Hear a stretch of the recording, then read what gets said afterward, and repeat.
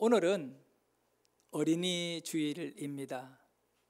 아이들을 좀 더 생각하고 또 아이들의 미래를 축복하는 마음으로 오늘 우리는 하나님 앞에 예배를 드리며 정말 우리 예수님께서 아이를 가슴에 안으시고 그 안은 아이에게 안수하고 축복해 주셨듯이 오늘 우리가 이 예배 가운데 가슴에 여러분의 아이들, 손자, 손녀 그들을 가슴에 품고 기도하는 간절함이 있기를 축복합니다.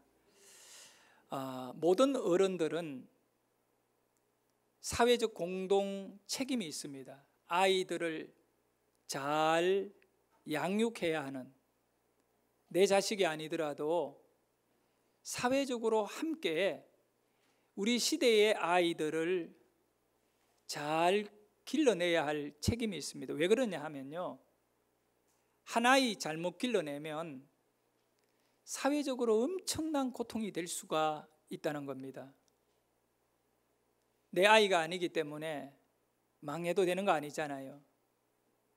그래서 이 아이라고 하는 어린아이를 생각할 때 우선적으로 가장 중요하게 여겨야 되는 것이 뭐냐?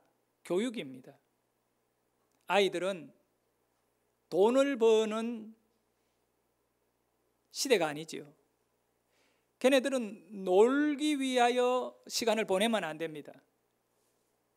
돈 버는 것도 아니고 즐기는 것도 아니고 아이들은 양육을 잘 받는 이 교육의 혜택을 받고 어른들이 그 아이들을 잘 교육해서 미래의 나라와 교회와 가정을 그 아이들이 건강하게 세워가야 하는 겁니다.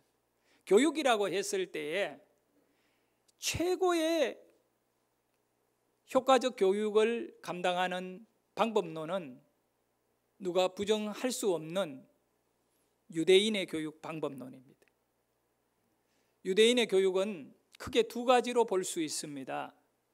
첫째는 조기 교육을 중요시 여깁니다. 유대인은 14세가 넘어가면 그 아이가 자율적으로 살아가도록 내버려 둡니다. 그러나 14세 아래 아이들은요, 책임을 집니다. 우리나라에도 법이요, 14세 아래 아이가 어떤 죄를 짓더라도, 심지어 살인을 하더라도 면책이 됩니다. 어린아이이기 때문에 어른들의 문제라고 봅니다. 그러나 14세가 넘어가면 소년 법원에 들어가게 되고 그 기간이 끝나면 정식적으로 어른들의 행무소에 들어가게 됩니다. 왜 14세 아래는 어떤 죄를 지어도 그 아이에게 죄를 물을 수가 없느냐 하면 어른들의 책임으로 보기 때문에. 그게 유대인의 흐름에서 서양 법체계와 문화가 우리나라에 들어와 있기 때문에 지금 그것이 현재 실정법입니다. 유대인들은 조기교육, 그것도 특별히 영아교육, 아주 갓난 아이일 때에 아주 교육의 모든 것을 올인 해버리는 겁니다. 또 한 가지는 유대인의 교육은 북의 부모 아버지가 교육을 하는 것이 아니라 어머니가 교육을 시키는 겁니다. 모계 사회가 유대인이거든요. 여러분 구약 성경 창세기와 여러 내용들을 읽어보면 유대인은 부계로 보입니다. 아브라함의 자손 이삭, 야곱 뭐 이렇게 남자 족장들의 이름이 중요하게 다루거든요. 예수님도 12명의 제자를 남자로 선택하셨고요. 그렇기 때문에 우리가 유대인들은 남자 중심 사회구나 라고 생각하면 잘못 본 겁니다. 유대인은 철저하게 여자 중심입니다. 왜 그러냐 하면 유대인이 되는 조건이 두 가지가 있어요. 첫째는 종교입니다. 일정한 절차를 밟아 유대교로 이렇게 개종을 하게 되면 그를 유대인들은 받아줍니다. 12지파 가운데 한 지파를 지정해 주고요. 아프리카 나이지리아인들 가운데 유대인들이 있습니다. 흑인입니다. 완전히 외모는 똑같은 그 아프리카의 토속 흑인입니다. 그런데 그 사람들을 유대인이라고 하는 경우가 있습니다. 왜냐? 그들이 혈통이 아니라 신앙적으로 여호와를 믿는 사람들을 유대인들은 유대인으로 받아들입니다. 그래서 지금 이스라엘에 가면 흑인들 중에 유대인들이 있어요. 이 사람들이 바로 신앙적으로 유대인으로 들어온 사람들입니다. 또 한 가지는 유대인들이 세계를 떠돌면서 살았기 때문에 국제 결혼, 그러니까 다양한 국가의 사람들과 유대인들이 결혼을 합니다. 근데 여기서 중요한 것은 유대인이 되는 혈통적 조건이 뭐냐? 아버지가 유대인이면 다 유대인이냐? 한국인은 그렇게 봅니다. 그런데 유대인은 정반대입니다. 아버지가 유대인이라도 어머니가 외국인이면 유대인이 안 됩니다. 그럼 어떻게 해야 돼요? 어머니가 유대인이면 다 유대인으로 인정해 줍니다. 어떻게 보면 유대인은 모계 사회지요. 왜 이런 구조를 갖고 있을까? 여기에는 교육이 아주 중요합니다. 유대인의 남자들은요, 아주 똑똑하고 유능합니다. 밖에 나가서 돈 벌고 일해라는 겁니다. 그러나 유대인의 여자들은, 아내들은 돈 버는 것이 아니라 집안에서 아이들을 하나님의 사람으로 교육시키라는 겁니다. 그렇기 때문에 집안에 교육이 없는 이상 유대인이 될 수 없다는 거예요. 그래서 유대인은 어머니가 유대인이어야만이 유대인인 겁니다. 교육의 그 중요성을. 그리고 우리는 아이를 기를 때 가장 먼저 엄마, 아빠, 맘마 뭐 이런 단어를 가르치지만 유대인들은 가장 먼저 아버지를 가르쳐요. 그 아버지가 누구냐? 하나님을 가르치거든요. 심지어 정말 신학교 다닐 때 교수님이 하신 말씀이 잊혀지지가 않는데, 여호와라고 하는, 하나님이라고 하는 단어를 이렇게 접시 같은 데다가 꿀로 써놓고요, 그거를 아이들한테, 꿀을 먹으려면 네가 이거를 빨아먹어야 된다. 그 여호와를. 그렇게까지 어린 아이들, 신앙 중심적으로 조기 교육을 시키는 유대인들은 교육에 실패를 안 합니다. 전 세계적으로 얼마나 유대인들이 주도권을 잡고 전 세계를 움직입니까? 러시아를, 미국을, 유럽을 다 움직이는 그 우두머리들은 유대인의 돈과 유대인의 그 어떤 기술과 유대인의 정치인 것 같습니다. 오늘 말씀에 보면 아비더라라고 말씀하고 있습니다. 여기 아비더라는 것은 아버지더라라고 보면 안 되고요, 부모를 말합니다. 어머니와 아버지를 포함한 부모더라 이렇게 하면서 바울은 뭐라고 말하느냐 하면, 자식을 양육하되, 자식은 어떻게 양육해야 되느냐 하면 오직 주의 교훈과 훈계로 양육을 해야 돼요. 여러분, 자식은요 그냥 짐승들이 들판에서 자라나듯이 가축들이 집안에서 그냥 음식만 주면 먹이만 먹고 자라듯이 자식은 그렇게 키우는 거 아니에요. 양육을 해야 되는 거예요. 양육을 시켜야 된다. 이 양육의 방법이 뭐냐? 우리 자식을 양육하는 방법이 오직 주님의 교훈과 훈계인 겁니다. 여기 오직이라고 하는 이 단어는 이 필수 부갈결의 그 언어이지요. 이것 아니면 안 돼라고 하는 거예요. 그렇잖아요. 우리 몸에 피가 없으면 살 수 없듯이 양육에는 이거 없으면 안 된다. 그래서 오직 주의 교훈과 훈계로 양육하라. 어떤 양육을 시켜야 되느냐 하면 주님의 교훈과 훈계가 바로 말씀이거든요. 하나님의 말씀으로 자녀를, 어린 아이들을 훈계를 해야 한다. 그런 교육 방법에 오늘 우리는 간단히 말하면 하나님의 말씀이어야 돼요. 부모는 어떤 존재인가라고 했을 때 저는 저 아이들을 보면서 실제적으로 경험적으로 고백할 수 있는 것은 부모는 공급자입니다.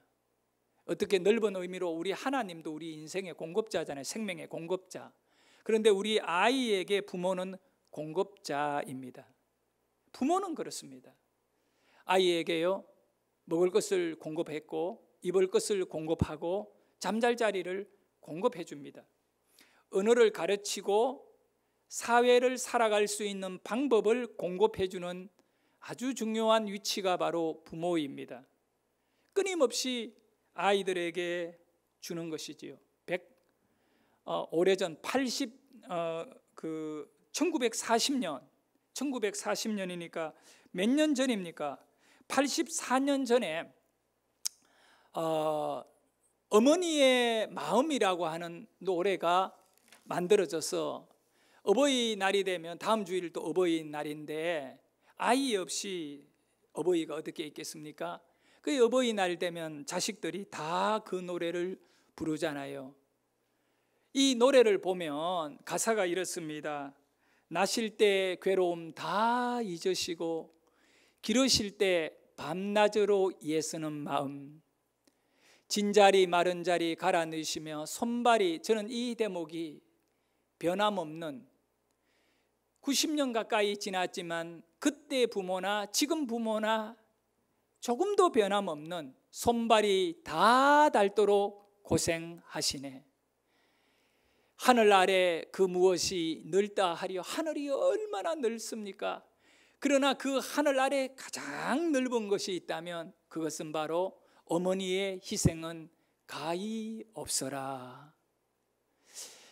손발이 다 닳도록 고생하시네. 누가? 어머니가. 부모님들이에요. 그 공급자인 거예요. 자녀를 잘 먹이고 잘 키우기 위해 공급해주고 싶은 그 부모의 마음. 그래서 손발이 다 닳도록 자신들은 먹지도 않고 절약하면서 자식을 위해서라면 아끼지 않고 내어주었습니다. 그런 한 부분이 바로 자식을 잘 양육하려고 하는 부모의 마음일 겁니다. 자, 오늘 바울은 에베소 교회 성도들에게 오직 주의 교훈과 훈계로 양육해라. 교훈이라고 하는 헬라어, 사도 바울이 사용하고 있는 교훈이라고 하는 헬라어가 바로 이런 단어입니다. 소프로노니조라고 하는 단어인데 이 단어는 건전한 마음을 만든다. 교훈은 그런 뜻이 있어요. 그런데 이 소프로노니조라고 하는 것은 소프론이라는 단어와 니조라고 하는 두 단어가 합쳐져서 하나의 단어가 되어 교훈이 된 겁니다. 소프론이라는 이 단어는 구원하다, 구해낸다라고 하는 겁니다. 그러면 니조는 뭐냐면 정신이거든요. 교훈은 정신을 구원해내는 겁니다. 바울은 우리 자녀들의 정신을 주님의 말씀으로 구원해내는 양육을 해라는 것입니다. 예? 부모는 자식들에게 많은 것을 공급해주고 있습니다. 그런데 정말 공급해줘야 될 것이 뭐냐 하면 우리 신앙인의 부모들은 그 자식에게 반드시 말씀을 공급해줘야 그 자식들의 정신이 구원받는 줄 믿으시기를 바랍니다. 자식들에게 돈만 주면 안 돼요. 좋은 그런 학교만 보내면 되는 게 아니에요. 자식들에게 말씀을 공급해주는 부모가 되어야 돼요. 왜 그러냐 하면 우리 부모가 자식들에게, 어린 아이들에게 말씀을 공급해주면 잠언 22장 6절에 보니 늙었어도, 한번 크게 읽어봅니다. 시작. 마땅히 행할 길을 아이에게 가르치라. 그리하면 늙어도 그것을 떠나지 아니하리라. 무엇이든 우리 자녀들에게 가르치면요, 늙어도 떠나지가 않는다는 겁니다. 제가 오래전에 읽은 글 가운데에 특별히 갓난아이 때, 막 말도 제대로 못하고 어린 아이 때 계속 뭔가를 이렇게 교육시키면, 유대인의 교육의 방법 중에도 하나인데, 그 아이에게 계속 성경을 읽어주고 찬양을 들려주게 되면 나중에 사춘기가 왔을 때, 사춘기라고 하는 것은 이 어린아이 세계에서 어른 세계로 이 세계관이 바뀌어지는 시점이거든요. 그때 그 어린 갓난아이 때 배우고 느꼈던 이 정서가 사춘기 때 다시 이렇게 올라와 가지고, 초기에 아주 갓난아이 때 정서적으로 안정을 주고 말씀을 주었던 아이들은 그때 아주 신앙적으로 이렇게 어른의 세계로 들어갈 큰 길이 열린대요. 그래서 우리들은 나중에 질풍노도 사춘기의 시대의 아이들이 하나님의 말씀을 귀하게 여기고 신앙적으로 살 수 있는 아이로 만들어내기 위해서는 갓난아이 때 이 아이들의 귀에 하나님의 말씀을 들려줘야 돼요. 특별히 이 자녀 신앙 교육의 책임을 부모가 져야 한다는 사실을 여러분 꼭 맹심해야 됩니다. 신앙 교육의 책임을 부모가 져야 됩니다. 어떤 부모들은 교회에다가 내 아이 던져놓으면 우리 아이 교회에서 우리 담당 교역자들이나 교회 선생님들이 예수님을 잘 가르쳐서 구원에 문제가 없지 않겠느냐 생각할 수는 있어요. 그러나 교회가 최선을 다해서 여러분의 아이들을 신앙적으로 훈련하고 양육은 합니다마는 그것으로는 도저히 아이들을 영적으로 붙잡아 놓고 하나님의 사람으로 세워가는 것은 부족합니다. 왜 그러냐 하면 자녀 교육을 책임지는 주체가 누구냐, 중심이 누구냐, 성경대로 보면 교회가 아니라 가정이거든요. 부모라는 것입니다. 우리가 이거를 위배하고 교회 속에 그냥 일주일에 1시간 교육기관에서 그 아이들의 신앙을 완벽하게 만들 수 있다라고 하는 착각에 빠지면 안 됩니다. 여러분, 가정에서의 기나긴 시간 동안 여러분의 자식들 교육을 영적으로 책임져야 됩니다. 부모는 공급자이거든요. 자기는 공급 안 해주고 교회에 던져놓고 알아서 공급해 주라고 하면 안 됩니다. 저는 그렇게 생각합니다. 부모가 어린 아이들의 육체의 건강을 책임져야 됩니다.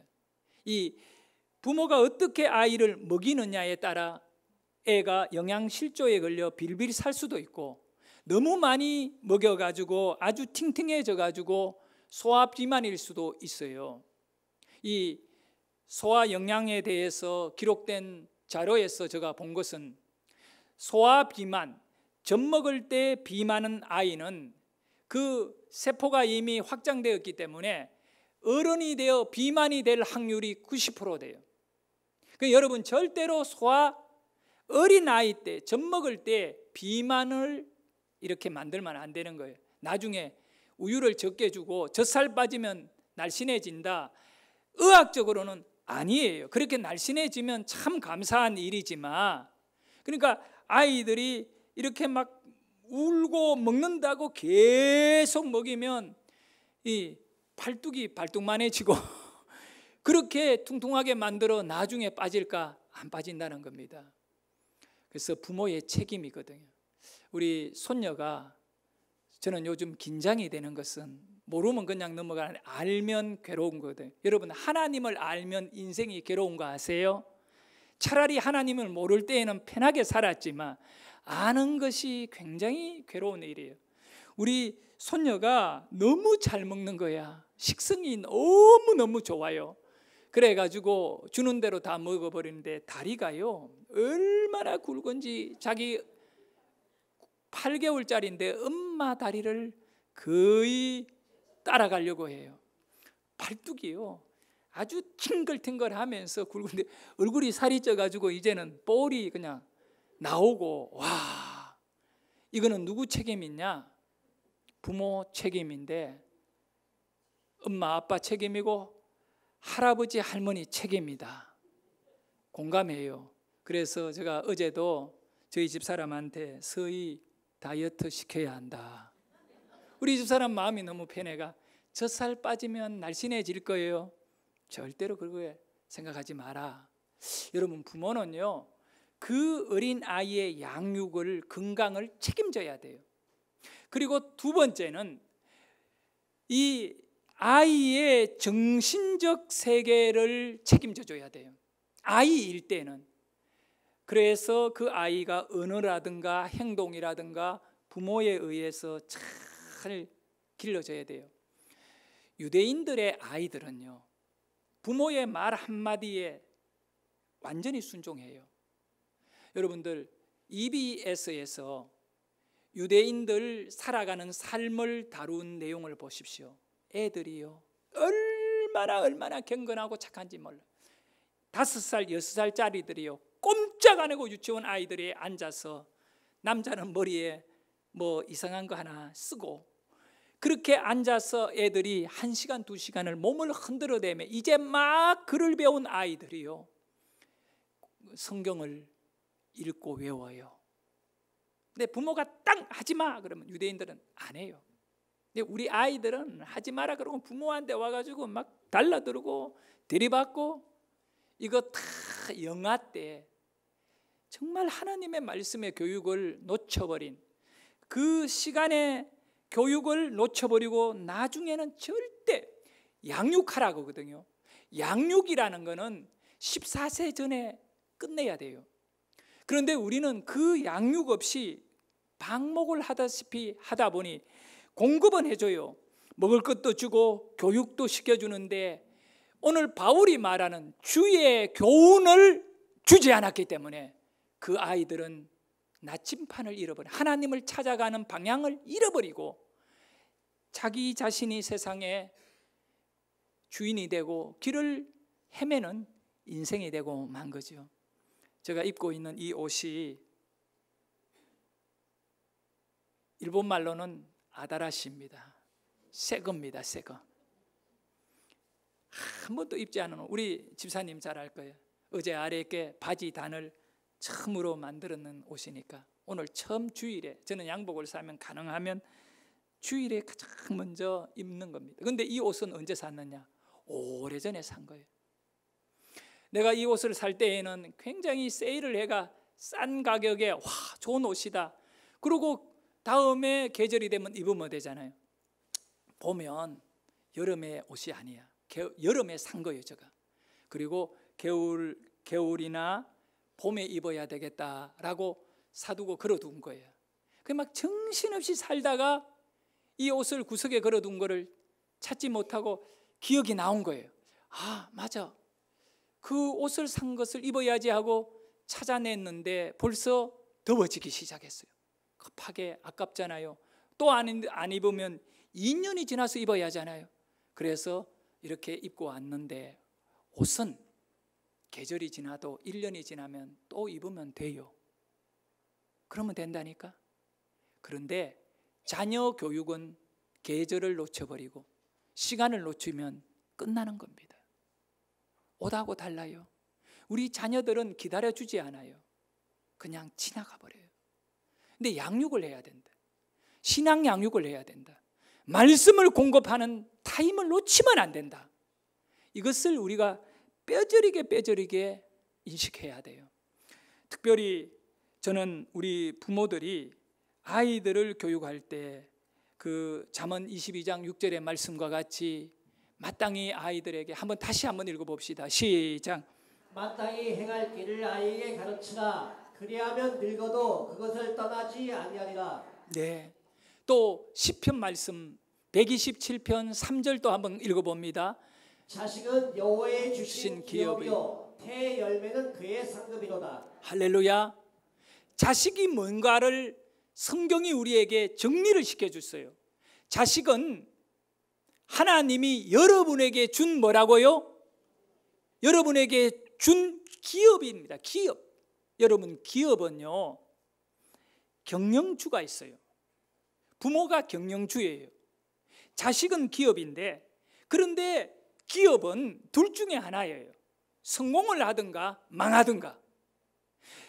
기업이 망하면 기업주가 망하는 것이거든요. 기업이 큰 성공을 거두면 기업주가 성공을 거두는 거예요.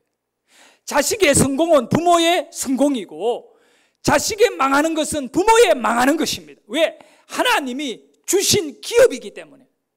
그러면 기업을 어떻게 성공시킵니까? 경영을 잘해야 돼요. 그래서 오늘 사도 바울은 너의 자식들을 성공시키고 싶으면 경영 잘해라. 경영 방법이 뭐냐? 오직 주의 교훈과 훈계로 양육을 하면 경영 잘하는 거다. 처음에는 더디 가는 것 같이 보이지만요, 나중에 지나고 나면 말씀으로 영아때 교육을 시켜놓으면 나중에 크게 이입을 됩니다. 제가 지난 주간에 지방에 내려가서 1박 2일 총회 임원들이 리셉션을 하고 회의를 하고 왔습니다. 이제 하루를 같이 지내다 보니 부총회장 장로님 원래 68세인데 키도 조그만하시고 그 장로님의 특징은 언제나 웃어요. 웃고 아주 정의로워요. 아닌 거는 또 아니고. 그런데 이 장로님은 항상 웃는 얼굴인데 돈이 사람을 만드는 것 같아요. 근데 이분의 그 재산은 수백억 원이야. 근데 나보고 한 얘기에 내가 감동을 받았어요. 뭐라고 얘기하냐면, 목사님, 제가요 젊은 시절에 20대 말 젊은 시절에 닭 18마리를 가지고 양계장을 시작했어요. 처음에 18마리 닭을 사서 그걸 계란 놓고 또 어미닭이 품어가지고 병아리 만들고 이렇게 해서 이 양계장 사업을 했어요. 그럼 내가 물어봤습니다. 장로님, 지금은 닭이 몇 마리쯤 됩니까? 그걸 다 못 세는데 20만 마리가 넘는데요. 하루에 계란이 20만 명씩 쏟아져 나오니까 20만 개씩 나오니까 그거 얼마나 많아요. 예? 그리고 소, 뭐 또 다른 사업들이 많이 있는데 저는 그렇게 생각해요. 뭐 우리가 등신같이 이리저리 참 이거 하다 저거 하다 살아왔는데 차라리 몇십 년 전에 닭 한 20마리 갖고 계속 키웠으면 여러분 지금 닭은 한 20만 마리가 넘는다. 한 우물을 쫙 판 거야.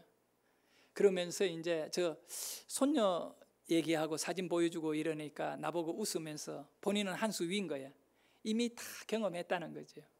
근데 자기는 자식이 그 둘 다 며느리인지 딸인지는 모르겠어요. 둘 다 이렇게 직장을 생활하기 때문에 자기 손자를 이 갓난 아기 때부터 이제 군사님과 장로님이 키웠대요. 초등학교 5학년 될 때까지 키웠는데 자식이 많대, 손자들이 많대. 그 중에 한 아이를 그렇게 키웠대요. 근데 저보고 웃으면서 하는 말이 뭐냐면, 목사님, 걔가요 지금도 주말이 되면 대학생인데 요즘 대학생들 얼마나 놀 일이 많고 막 그래요. 자기한테 온대. 그 김천에서 사업하시는데 김천 자기 집에 와서 자기 침대에서 손자하고 잔대요. 내가 물어보지는 않아서 권사님은 그 뭐니잖아요. 아마 따로 방을 쓰나 봐요. 손자 이놈은요 꼭 오면 자기하고 자는데 자기의 가장 큰 기쁨이 돼요. 많은 손자들이 자라났지만 그 중에 자기가 갓난 아기 때부터 젖도 먹이고 이렇게 초등학교도 좀 보내고 이래가지고 이제 나이가 어느 정도 이렇게 6학년 5학년 넘을 때는 이제 자기 부모한테 보냈지만 이 아이가 할아버지 할머니를 너무너무 따른대요. 그 자식들 중에 최고 믿음이 좋은 거예요. 왜 그럴까? 저는 오늘 여러분에게 얘기하고 싶은 것이, 그 장로님은 요 손자에게 어릴 때 성경만 읽어줬다는, 글을 잘 모르는 아이에게 성경 읽어주고 찬양 불러주고 다 그랬다는 거예요. 수많은 손자들이 있는데 그 중에 최고 믿음이 좋은 거죠. 그리고 할아버지 냄새 난다고 멀리 하는 게 아니라 지금도 주말 되면 어떻게 하든 할아버지한테 가서 같이 자고 같이, 아마 이놈이 가장 많은 재산을 물려받을 거야. 이 두 가지 이야기. 저요 닭 18마리 갖고 지금 이렇게 했어요. 어린 내 손자를 그냥 부모가 못 키울 입장이라 내가 키워줬는데 얘가 지금도 자기 품에 들어와가 잠을 자요. 대학생이 되었는데 나는 우리 나이 드신 성도님들 이 자리에 많은데 다 자식들 결혼시키고 시집장가 보내잖아요. 목표를 딱 삼아야 돼요. 우리 자식들의 신앙으로 우리 손주, 손자를 그냥 내버려 두지 말자고요. 그놈을 갖고 와가 힘들지만 진짜 아이 보는 게 힘들어요. 허리도 아프고 팔뚝도 아프고 그런데 아프면 내려놓고 성경만 읽어요. 성경 읽기 힘들면 요즘 유튜브에 틀어놓으면 돼요. 하루 종일 손자 손녀에게 말씀만 듣도록 부모 오면 안 들어주는 척하고 막 얘가 있으면 막 성경 말씀으로만 틀어줘. 그리고 찬양만 틀어줘. 그러면 나중에 반드시 사춘기 지나고 청년이 되면 좋은 독실한 믿음의 아이로 성장할 줄 저는 믿습니다. 말씀을 마무리하겠습니다. 1년을 잘 살려면 밭에 씨를 뿌리고 농사를 잘 지어야 소득을 거둘 수가 있습니다. 놀고 농사 안 하면 굶어 힘들어집니다. 가난해집니다. 10년을 잘 살려면 10년의 계획을 세워야죠. 나무를 심고 열매를 거두어 드릴 수 있으면 해마다 나무는 열매를 줍니다. 그러면 우리 자식들을 평생을 잘 살게 만들려면 어떻게 해야 되느냐? 교육을 잘 시키면 자녀들은 평생 그들의 삶은 잘 삽니다. 그런데 인생이라는 것은 평생으로 끝나는 게 아니다는 겁니다. 우리 하나님을 믿는 저와 여러분은 분명히 압니다. 평생이 아니라 영생이 있습니다. 영원한 세계가 있다는 겁니다. 평생이 끝나고 난 다음에 영생이 있는데 영생을 누리게 하기 위해서는 교육으로만 안 되고 어떻게 해야 되나요? 신앙을 교육해야 됩니다. 믿음을 가르쳐야 영생을 얻습니다. 그렇게 했기 때문에 정말 우리 성도님들의 자녀들, 손자, 손녀는 앞으로 영생의 아이로 부모가 자식에게 말씀을 공급해 주는 은혜가 있기를 원합니다. 마가복음 10장 16절의 말씀입니다. 그 어린 아이들을 안고 예수님이요 아이를 안으시는 겁니다. 우리 예수님은 아이를 너무 귀하게 여기세요. 아이들이 내게 오는 것을 막지 말라고 하신 그 예수님이 아이를 안고 안수하시고 축복하셨습니다. 부모들이요 당신의 기업을 안으십시오. 안수하십시오. 축복하십시오. 이 세 가지가 부모가 가져야 할 사명입니다. 교회는 아이들을 안아야 됩니다. 부모는 아이를 안아야 됩니다. 안고 그냥 가면 안 되고 안수라가는 영적인 것이에요. 우리 아이들에게 부모의 믿음을 아이에게 내려줘야 됩니다. 예수님이 안으시고 예수님의 영성을 아이에게 주었듯이 부모는 부모의 믿음을 아이를 가슴에 안고 아이에게 안수하여 축복해 줘야 합니다. 우리가 영적인 이 귀한 도전을 공급을 안수로 이루어져야 돼요. 부모는 자식에게 공급하는 자입니다. 안수하셔야 됩니다. 그렇게 해서 그 아이들이 영적으로 영생을 누리는 백성 되게 하는 일에 우리 교회의 성도님들, 젊은이들, 또 우리 할아버지, 할머니들이 용사가 되어서 우리 아이들을 잘 키워내기를 축복합니다.